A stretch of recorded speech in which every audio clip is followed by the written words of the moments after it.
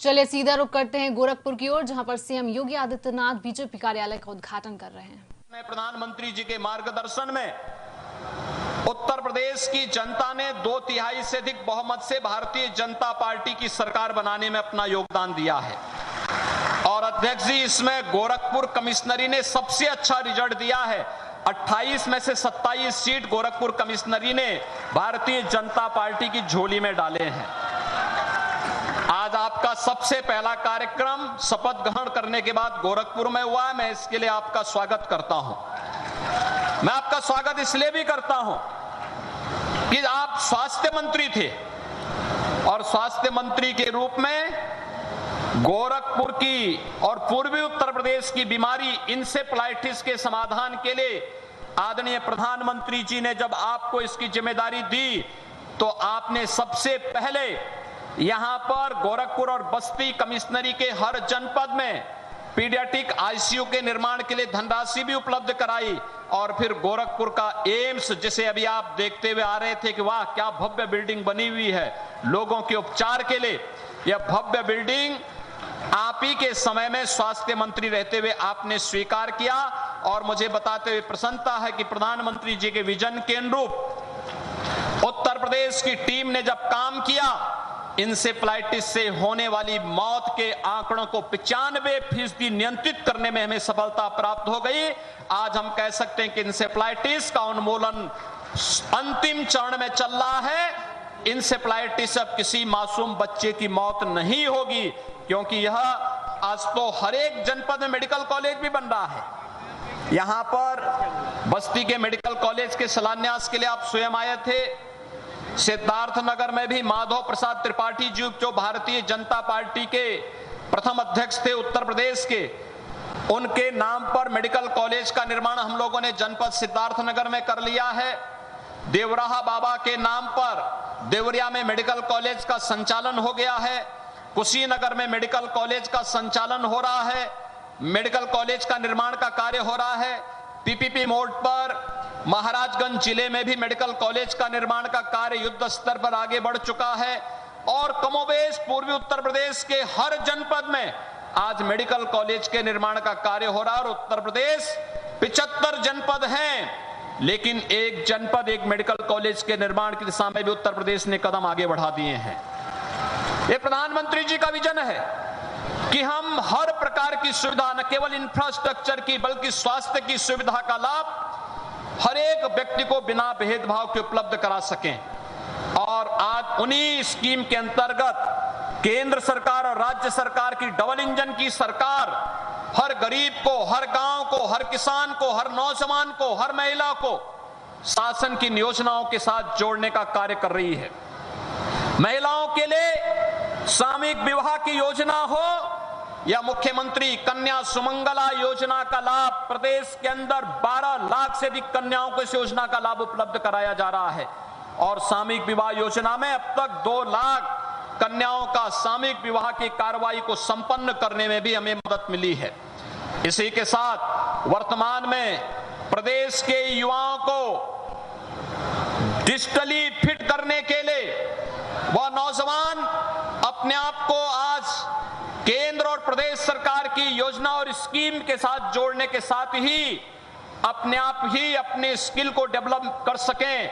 आज हम लोगों ने अपने डिजिटल यूथ के नाम पर भी हम लोग एक नए कार्यक्रम को आगे बढ़ा रहे हैं, जिसमें स्नातक और परास्नातक हर नौजवान को टैबलेट और स्मार्टफोन देने की एक बड़ी कार्रवाई को हमने आगे बढ़ाया है। अब तक 16 लाख नौजवानों को हम टैबलेट और स्मार्टफोन उपलब्ध करा चुके हैं।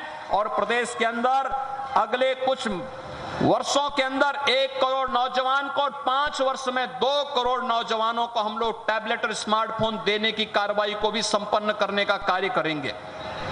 एक बड़ा कार्यक्रम आगे बढ़ेगा और यह लगातार, क्योंकि दुनिया कोविड-19 का अभी भी प्रकोप समाप्त नहीं हुआ है। और इसलिए चूंकि इसका जो एक इसमें अभी भी हमें यहाँ पर कुछ उसके उपकरण हैं, इक्विपमेंट हैं जो प्राप्त नहीं हो पा रहे हैं, जिससे पर्याप्त मात्रा में टैबलेट और स्मार्टफोन का यहाँ पर मैन्युफैक्चरिंग न होने के कारण उसका एक थोड़ा सा समस्या है। लेकिन हम लोगों का प्रयास है कि किसी भी स्थिति में हम लोग प्रदेश के अंदर सेमीकंडक्टर के निर्माण की कार्रवाई को आगे बढ़ा करके समय से अपने युवाओं को टैबलेट और स्मार्टफोन की सुविधा का लाभ उपलब्ध करवा सकते हैं। आपने कोरोना के कालखंड में भारतीय जनता पार्टी को एक लक्ष्य दिया था, सेवा ही संगठन है। आदरणीय प्रधानमंत्री जी का मार्गदर्शन और आपके नेतृत्व में संगठन के कार्यकर्ताओं ने हर एक गरीब तक पहुंचने का काम किया। प्रधानमंत्री अन्न योजना के माध्यम से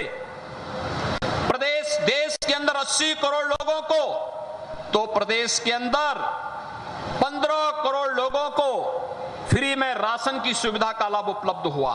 और प्रदेश सरकार में तो हमने राशन के साथ दाल, तेल, नमक और अंत्योदय कार्ड धारक को चीनी भी उपलब्ध करवाने का कार्य किया है, जो लगातार अभी जुलाई तक चल रहा है। ये कार्यक्रम सरकार की संवेदनशीलता के साथ साथ विकास के कार्यक्रमों को आगे बढ़ाता है। रिकॉर्ड मात्रा में आज जीएसटी का होना, देश के अंदर लोगों के मन में एक नया विश्वास पैदा हो रहा, गरीब कल्याणकारी योजनाओं और इंफ्रास्ट्रक्चर डेवलपमेंट के माध्यम से समाज के प्रत्येक तबके को अपने साथ जोड़ने के जिस कार्यक्रम को लेकर के प्रधानमंत्री जी ने प्रदेश को और देश को एक विजन दिया है, एक नेतृत्व दिया है, उत्तर प्रदेश प्रभावी ढंग से उसे आगे बढ़ाने का कार्य कर रहा है। और आज प्रदेश में आपका आगमन गोरखपुर क्षेत्रीय कार्यालय के उद्घाटन के साथ साथ 8 जनपदों के जनपद कार्यालयों के उद्घाटन के साथ ही यहां पर प्राप्त हो रहा है। और आज इस गरीब कल्याण सभा में भी आपका मार्गदर्शन लाभार्थियों को प्राप्त होगा। इस विश्वास के साथ आपके मार्गदर्शन से अन्य लोग भी जो किन्हीं कारणों से योजनाओं से अब तक वंचित हैं, वहां तक नहीं पहुंच पाया है, उन लोगों तक भी ये योजना का लाभ प्राप्त हो पाएगा। इस विश्वास के साथ मैं एक बार फिर से आपका आज के इस कार्यक्रम में हृदय से स्वागत करता हूं, अभिनंदन करता हूं। भारतीय जनता पार्टी के संगठन को, क्षेत्रीय संगठन गोरखपुर को और उन 8 जनपदों के जिनके कार्यालयों का उद्घाटन हो रहा है, वहां के जनपद संगठन को भी मैं इन नए कार्यालय को प्राप्त होने के लिए हृदय से बधाई देता हूं और विश्वास व्यक्त करता हूं कि पार्टी के संस्थापकों और नेतृत्व के मार्गदर्शन में हम मूल्य और सिद्धांतों को आगे बढ़ते हुए गांव के लिए, गरीब के लिए, किसान के लिए, नौजवान के लिए, और जब देश की बात आएगी तो देश प्रथम के भाव के साथ हम सब मिलकर के कार्य करेंगे। इस विश्वास के साथ उन्हें भी मैं हृदय से बधाई देता हूं, अपनी शुभकामनाएं देता हूं। धन्यवाद। जय हिंद। अब मैं सादर आमंत्रित करता हूं करोड़ों कार्यकर्ताओं के प्रेरणा स्रोत, आज के कार्यक्रम के मुख्य अतिथि, जिन्होंने अध्ययन काल में ही राष्ट्रवाद की अलग जगाने वाले अखिल भारतीय विद्यार्थी परिषद में काम किया, हिमाचल प्रदेश से लेकर के केंद्र में विभिन्न दायित्वों का निर्वहन करते हुए पूरे देश में कार्यकर्ताओं में, भारतीय जनता पार्टी के कार्यकर्ताओं में नई ऊर्जा का संचार भरने वाले भारतीय जनता पार्टी के यशस्वी राष्ट्रीय अध्यक्ष माननीय जगत प्रकाश नड्डा जी को मैं सादर आमंत्रित करता हूं। एक बार तालियों की गड़गड़ाहट के साथ माननीय मुख्य अतिथि का अभिनंदन और स्वागत करते हुए मैं सादर आमंत्रित करता हूं।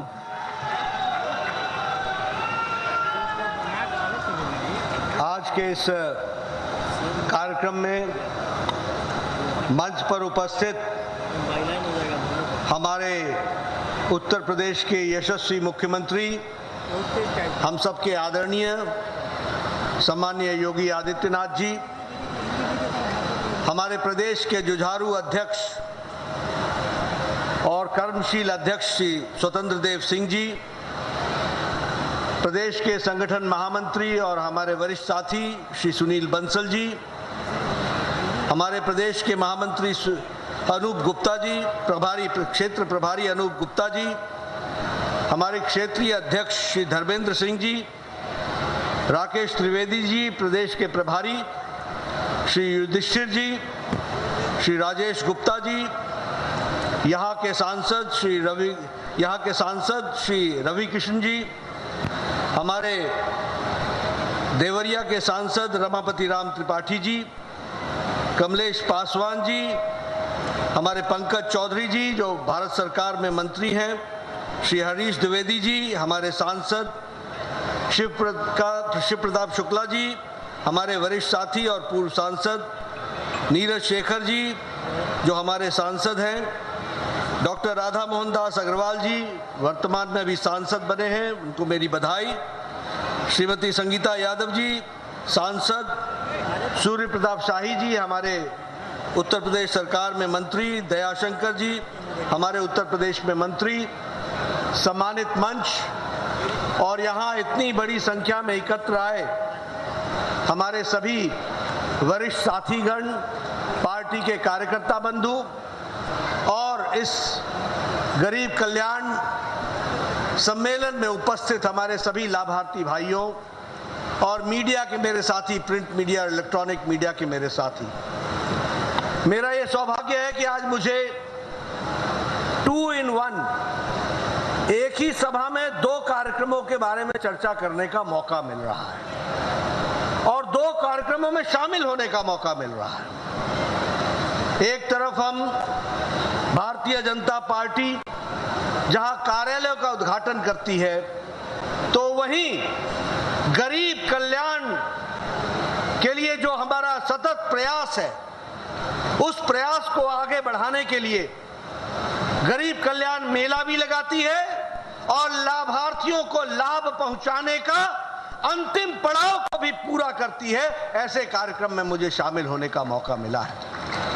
मित्रों, मैं गोरखपुर आऊं और गोरक्षनाथ जी के नमन न करूं, उनसे आशीर्वाद न लूं, तो मेरी ये यात्रा अधूरी है। इसलिए सबसे पहले तो मैं गोरखनाथ जी को नमन करते हुए, इस पवित्र स्थान को नमन करते हुए, इस पवित्र भूमि को नमन करते हुए और साथ ही साथ यह क्षेत्र जिसने स्वतंत्रता के दृष्टि से एक विशेष योगदान किया और वो हम चौरी चौरा को भूल नहीं सकते, तो ऐसे क्रांतिकारी स्थान को भी मैं नमन करता हूं, इस पूज्य भूमि को और इस क्रांतिकारी भूमि को नमन करता हूं। जहां तक कार्यालय का सवाल है, ये ठीक है कि कार्यालय का उद्घाटन मैंने यहां कर दिया और इसमें क्षेत्रीय कार्यालय भी, इसमें जिला का कार्यालय भी गोरखपुर का है, लेकिन आज मैं डिजिटल दुनिया के माध्यम से 6 स्थानों पर कार्यालय का उद्घाटन कर पाया हूं और मैं डिजिटल माध्यम से देख रहा हूं केशव प्रसाद मौर्य अयोध्या में बैठे हैं, ब्रजेश पाठक जी रायबरेली में बैठे हैं, मैं अभी देख रहा था हमारे दिनेश शर्मा जी अभी स्क्रीन पर दिखाई दे रहे हैं, साथ में उनके जगदम्बिका पाल जी हैं और उसी तरीके से हमारे AK शर्मा जी मंत्री जी, स्थान पता नहीं चल रहा है लेकिन चेहरा साफ दिख रहा है, तो उनको भी मैं देख रहा हूं। हमारे महेंद्र पांडे जी हैं, राधा मोहन सिंह जी हैं, ये सब लोग अपने अपने स्थानों पर जुड़े हैं। इन सबको भी मैं नए कार्यालय के शुभारंभ के लिए बहुत बहुत बधाई देता हूं और उनके माध्यम से वहां के कार्यकर्ताओं को भी बधाई देता हूं। मुझे ब्रजेश पाठक जी दिख रहे हैं, दिनेश जी भी दिख रहे हैं, सब लोग पूरी ताकत के साथ पार्टी कार्यालय में बैठ करके इस समय का आनंद ले रहे हैं। लेकिन मित्रों, ये घटना ऐसे ही नहीं घट रही है, इस घटना के पीछे एक इतिहास है, इस घटना के पीछे कहानी है, जो कहानी बहुत ही गहरी है और उसको वह हमारे भारतीय जनता पार्टी की यात्रा को बताती है। मुझे याद है 2014 में जब प्रधानमंत्री मोदी जी पहली बार बने प्रधानमंत्री, वो कार्यालय आए, कार्यालय 11 अशोक रोड था, मैं महामंत्री होता था, मैंने कार्यालय की नया सज्जा की थी। उन्होंने मुझसे पूछा, नड्डा जी आपको याद है ये कार्यालय हमारा कब से है? मैंने कहा जब से भारतीय जनता पार्टी बनी है तब से तो ये है ही है। एक समय में ये पार्टी को नानाजी देशमुख के नाम पर अलॉट हुआ था और तब से लेकर के ये भारतीय जनता पार्टी के नाम पर है। तो उन्होंने उस समय अमित शाह जी और मेरे बीच में बैठते हुए ये कहा कि मेरी ये इच्छा है कि अब कोई भी प्रदेश, देश और कोई भी जिला और संभाग बिना भारतीय जनता पार्टी के कार्यालय के नहीं रहेगा।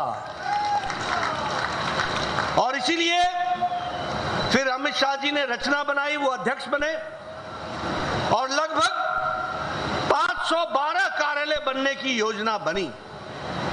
और आज मुझे खुशी होती है बताते हुए कि 230 कार्यालय बनकर तैयार हो गए हैं और 150 कार्यालयों का काम चल रहा है। और उत्तर प्रदेश को मैं विशेष बधाई इसलिए देता हूं कि यहां 72 कार्यालय खुलने थे, यहां पर 69 कार्यालय खुल गए हैं। इसके लिए मैं विशेष करके आपको बधाई देता हूं। ये कार्यालय सिर्फ एक जमीन के टुकड़े पर बनी हुई बिल्डिंग नहीं है, ये कार्यालय जीता जागता पार्टी का संस्कार केंद्र है, ये ऊर्जा देने वाला केंद्र है, ये योजना बनाने वाला केंद्र है। और देखिए, मैं कई बार लोगों को पूछता हूं कि भैया इसको ऑफिस क्यों नहीं बोलते, इसको कार्यालय क्यों बोलते हैं? ऑफिस इसलिए नहीं बोलते हैं क्योंकि ऑफिस 10 बजे खुलता है और 5 बजे बंद हो जाता है। कार्यालय हमारा 24/7/365 हमेशा खुला रहता है और कार्यकर्ताओं के लिए खड़ा रहता है, वो हमारा कार्यालय है। और ये कार्यालय हमको वहां तस्वीरें लगी होती हैं तो हम पूछते हैं ये कौन है, तो बताते हैं श्यामा प्रसाद मुखर्जी हैं। ये कौन है, तो नानाजी देशमुख है। ये कौन है, तो कुशाभाऊ ठाकरे हैं। ये किसकी तस्वीर है, तो बताते हैं ये हमारे जगन्नाथ राव जोशी हैं। ये तस्वीर किसकी है, तो हम बताते हैं कि हमारे वरिष्ठ नेताओं की तस्वीर है। ये तस्वीरें सिर्फ तस्वीर नहीं है, ये तस्वीरें हमको बताती हैं कि आज की जो तस्वीर है भारतीय जनता पार्टी की, उसके नींव रखने वालों की तस्वीरें हैं, इस बात को हमको बताती है। इसलिए मित्रों, ये जो मॉडर्न युक्त कार्यालय है, सुसज्जित कार्यालय है, इसका हमको उपयोग करना है और इसका भरपूर उपयोग करते हुए पार्टी को आगे बढ़ाना है। मैं भी राजनीतिक पार्टी में काम करते हुए लंबा समय हो गया, 40 साल हो गए। एक समय था हमारे पास कार्यालय नहीं होते थे, उधार के कोई किसी के रेंटेड मकान में हम कार्यालय खोलते थे। हम उन रेंटेड कार्यालयों में अपने कार्य को विस्तार करने का काम करते थे। कई बार तो कार्यालय का रेंट देने की भी स्थिति नहीं होती थी। मकान मालिक से हाथ जोड़ते थे कि भैया जरा 5 महीने के लिए इंतजाम कर दे, रहने दीजिए, हम कहीं ना कहीं से इंतजाम करेंगे। यहां से हमारे लोगों ने पार्टी का काम शुरू किया और छोटे छोटे कार्यालयों से रहते हुए इस काम को बढ़ाते हुए भारतीय जनता पार्टी दुनिया की सबसे बड़ी पार्टी बनाई और भव्य कार्यालय बना करके लोगों को आगे बढ़ाने का संस्कार केंद्र दिया है। मित्रों, इसमें डिजिटल ई लाइब्रेरी भी है, इसमें वीडियो कॉन्फ्रेंसिंग की व्यवस्था भी है, इसमें कॉन्फ्रेंस हॉल भी है, इसमें मीडिया सेंटर भी है, इसमें लाइब्रेरी और ई लाइब्रेरी तो है ही है, साथ ही साथ कॉन्फ्रेंस और वीडियो कॉन्फ्रेंस करने की व्यवस्था भी है। यानी मोस्ट मॉडर्न टेक्निक से बना हुआ ये कार्यालय है। इसको जब मैं समर्पित करता हूं, कार्यकर्ताओं से एक ही निवेदन करता हूं, इसकी लाइब्रेरी का उपयोग करो और अध्ययन करो, क्योंकि तुम्हारे कंधों पर सिर्फ कुर्सी पर बैठना नहीं है, तुम्हारे कंधों पर कल उज्जवल भविष्य भारत को सर्वोच्च स्थान पर ले जाना है, इसकी तैयारी करनी है। और इसकी तैयारी करने के लिए अपना अध्ययन जरूरी है। इसलिए पार्टी का उपयोग करते हुए हम जरूर अध्ययन करें और चीजों को संभाल करके आगे बढ़े। इन्हीं शब्दों के साथ मैं कार्यालय के लिए हमारे सभी कार्यकर्ताओं को जो 6 स्थान पर मेरे साथ जुड़े हुए हैं, उनको पुनः मैं बधाई देता हूं। मैं उनको फिर से साधुवाद देता हूं और उनको ये कार्यालय समर्पित करते हुए ये बताना चाहता हूं कि वहां भी कार्यकर्ताओं को इस बात का बोध कराया जाए। आज मैं गरीब कल्याण मेला और लाभार्थियों से मिलने का मुझे सौभाग्य मिल रहा है। इस कार्यक्रम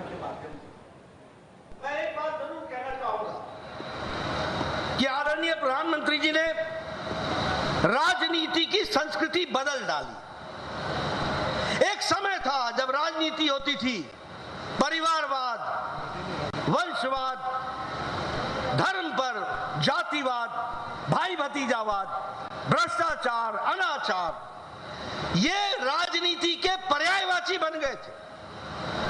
लेकिन प्रधानमंत्री मोदी जी ने परिवारवाद को, वंशवाद को, संप्रदायवाद को, जातिवाद को, भ्रष्टाचार को, अनाचार को धत्ता दिखाते हुए विकासवाद की राजनीति ला करके खड़ी की है। इस बात को हमको समझना चाहिए और इसलिए मैं गर्व के साथ कह सकता हूं कि जब विकासवाद की बात आती है तो विकास सिर्फ बिल्डिंगों के साथ नहीं, विकास इस देश में रहने वाली जनता के साथ भी होना चाहिए।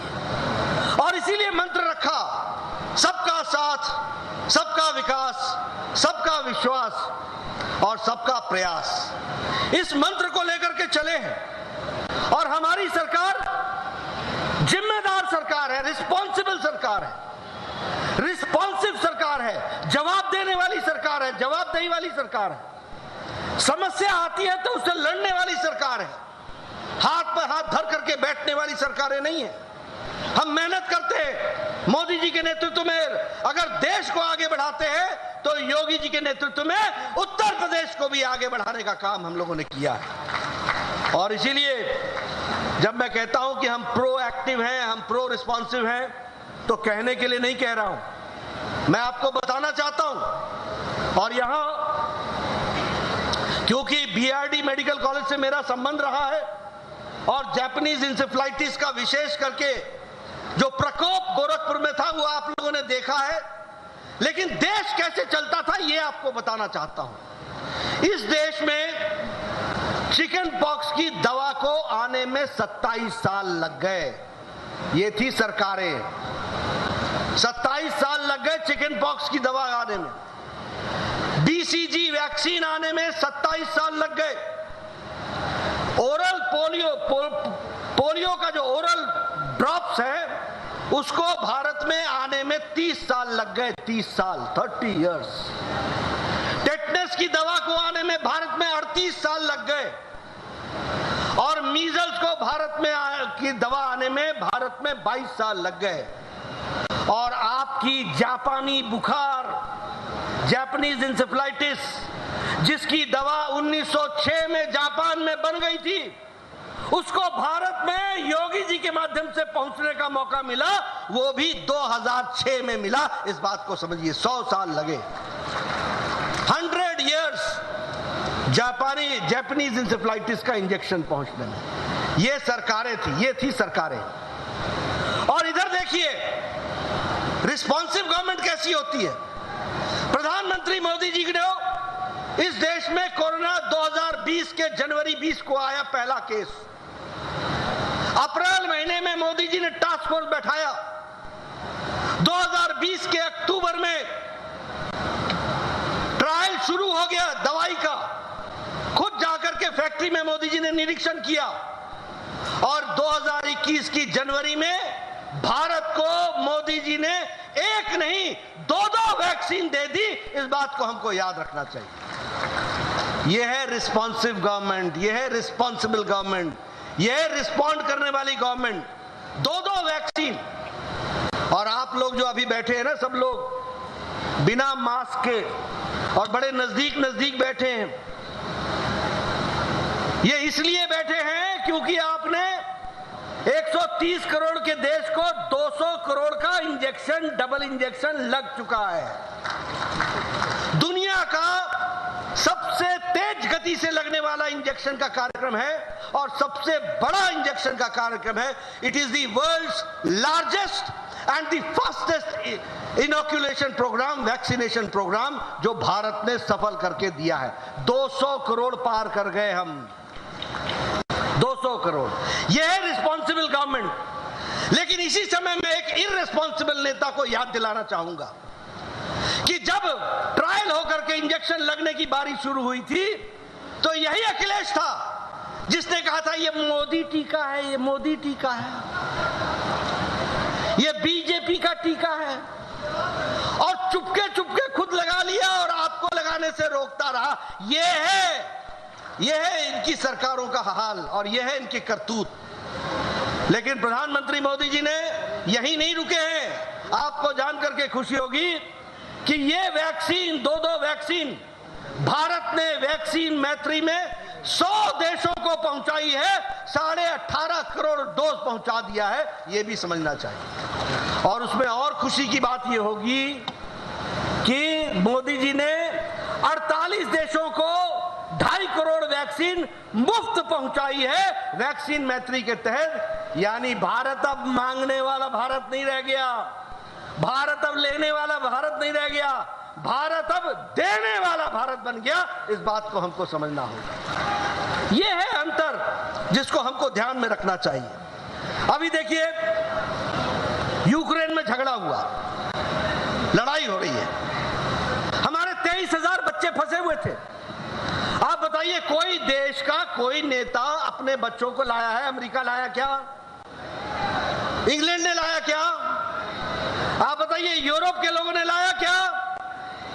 लेकिन हमारे प्रधानमंत्री जी ने एक तरफ पुतिन से बात की, एक तरफ ज़ेलेंस्की से बात की, युद्ध रुकवाया और भारत के बच्चों को तिरंगा झंडा लेकर के निकाल करके सुरक्षित 23,000 बच्चे 10 दिन के अंदर 104 एरोप्लेन की उड़ानें भर करके 14 इंडियन एयरफोर्स की और बाकी सरकारों के बाकी फ्लाइट्स, रेगुलर फ्लाइट्स में 23,000 बच्चों को सुरक्षित भारत पहुंचाया कि नहीं पहुंचाया? पहुंचाया कि नहीं पहुंचाया? यह है रिस्पॉन्सिबल गवर्नमेंट, यह है रिस्पॉन्सिव गवर्नमेंट। और तो और छोड़िए, दूसरे देश के बच्चे भी भारत का तिरंगा लेकर के वो भी यूक्रेन से निकलने में सफल हुए। ये भी हमको समझना होगा। तो मित्रों, मैं आपके साथ ऐसी बहुत सी बातें बता सकता हूं। कोरोना आया, बताइए आपको 20 लाख करोड़ रुपए का पैकेज प्रधानमंत्री मोदी जी ने 2020 के मई में दिया था कि नहीं दिया था? दिया था कि नहीं दिया था? प्रधानमंत्री गरीब कल्याण अन्न योजना चलाई थी कि नहीं चलाई थी?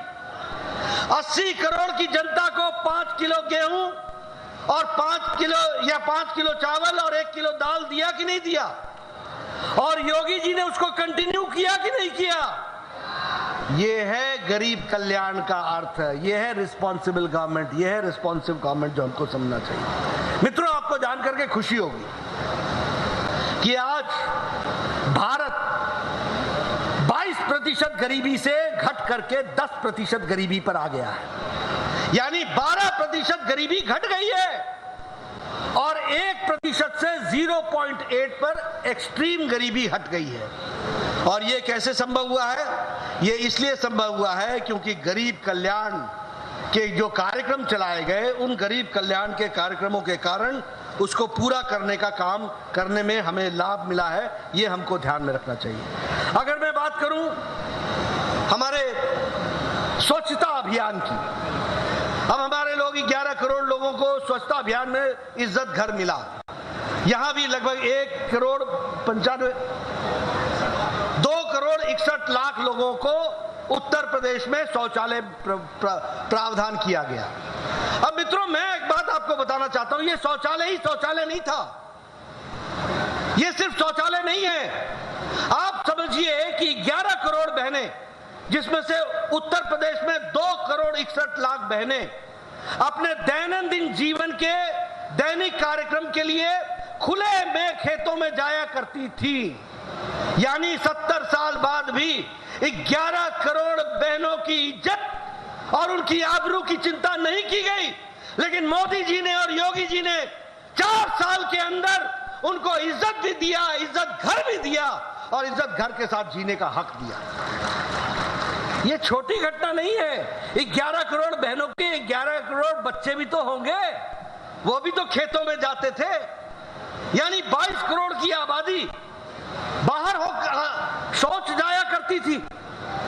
तो आप सोचिए कि क्या क्या देश था। इसलिए ये शौचालय सिर्फ इज्जत घर नहीं है, ये महिलाओं का सशक्तिकरण का उपकरण है। इसको समझना चाहिए, ये महिलाओं का सशक्तिकरण का उपकरण। और इसलिए गरीब कल्याण सिर्फ हमने चाबी नहीं दी, सिर्फ हमने अन्न नहीं दिया, हमने उनको इज्जत दी और इज्जत के साथ जीने का अधिकार दिया है, इस बात को हमको याद रखना चाहिए। कई बार हम बात करते हैं उज्ज्वला योजना 9.5 करोड़ लोगों को दे दिया, 9.5 करोड़ लोगों को चूल्हा दे दिया, गैस दे दिया। मित्रों, सिर्फ गैस और चूल्हा नहीं है, मैं स्वास्थ्य मंत्री रहा हूं। एक लकड़ी के चूल्हे पर भोजन बना करके देखे, दिन भर में महिलाएं उस लकड़ी जला करके जो चूल्हा में भोजन बनाती हैं, 200 सिगरेट का धुआं अपने फेफड़ों में एक दिन में ले लेती, एक दिन में। क्या हाल होता होगा उनका।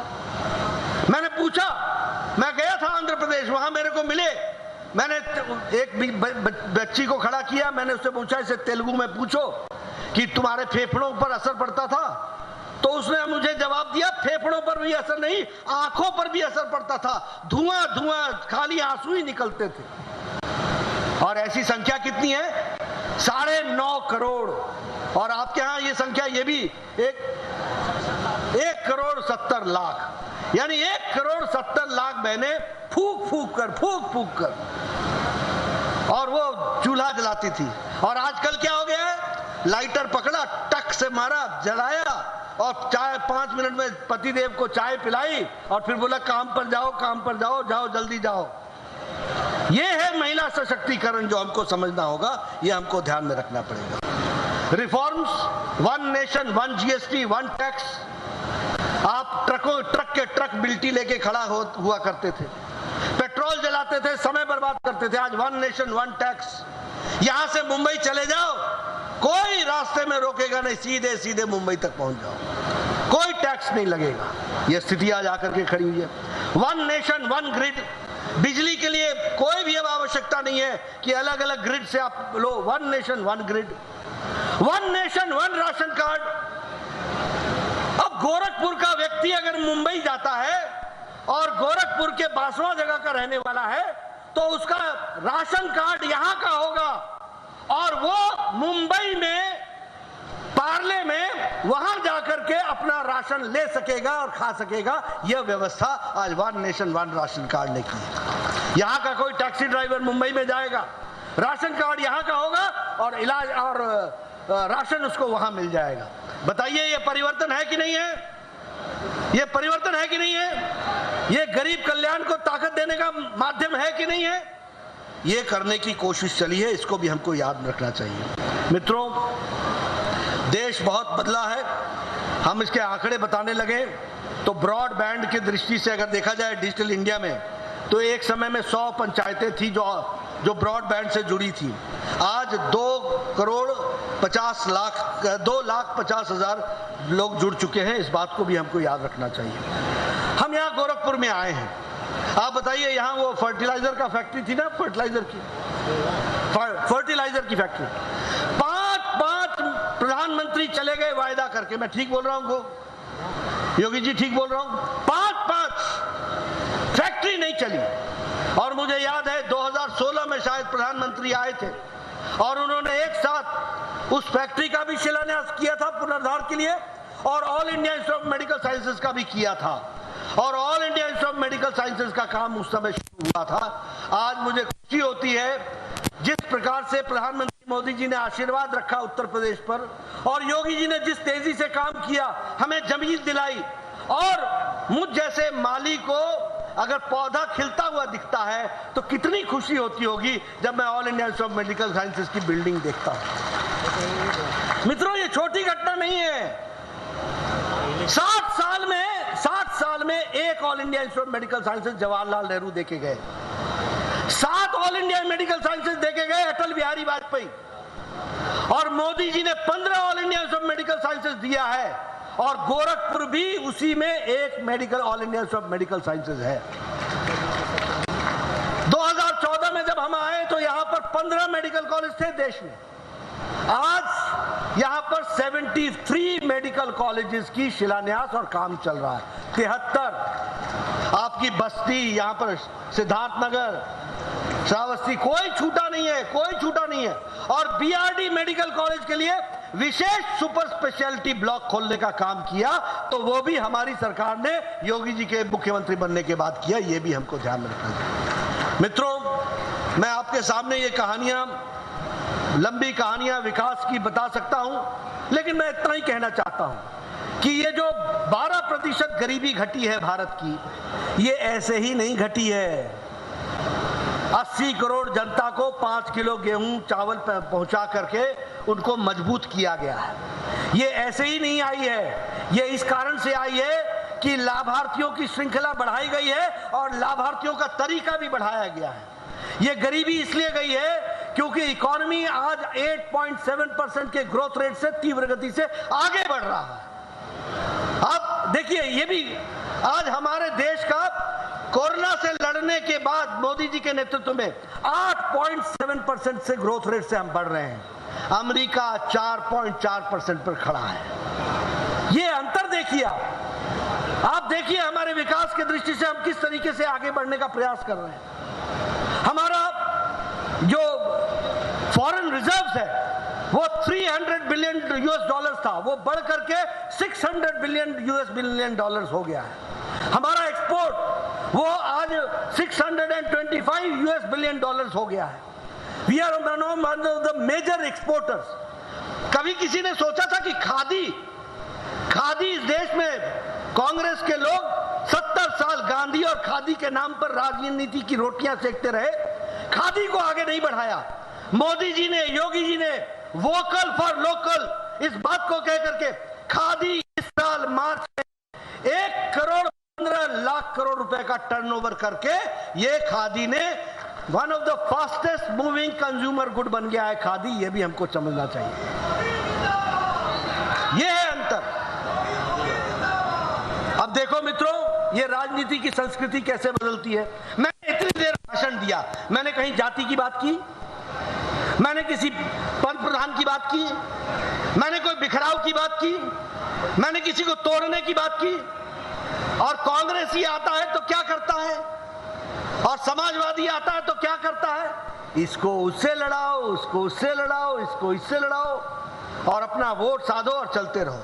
हम बात करते हैं तो गरीबों की करते हैं, हम बात करते हैं तो गांव, गरीब, वंचित, पीड़ित, शोषित, दलित, महिला, युवा, हमारा आदिवासी भाई, इसको मुख्य धारा में शामिल करते हुए भारत को बढ़ाने की बात करते हैं। इसलिए मित्रों, भारत को आगे बढ़ाने का रास्ता एक ही है, सबका साथ, सबका विकास, सबका विश्वास, सबका प्रयास और विकासवाद ही हमारा रास्ता है। और ये कार्यालय इस विकासवाद को आगे बढ़ाने के लिए और सामने बैठे हमारे कार्यकर्ता और हमारे समर्थक एक उपकरण बन करके इसको पूरा करेंगे।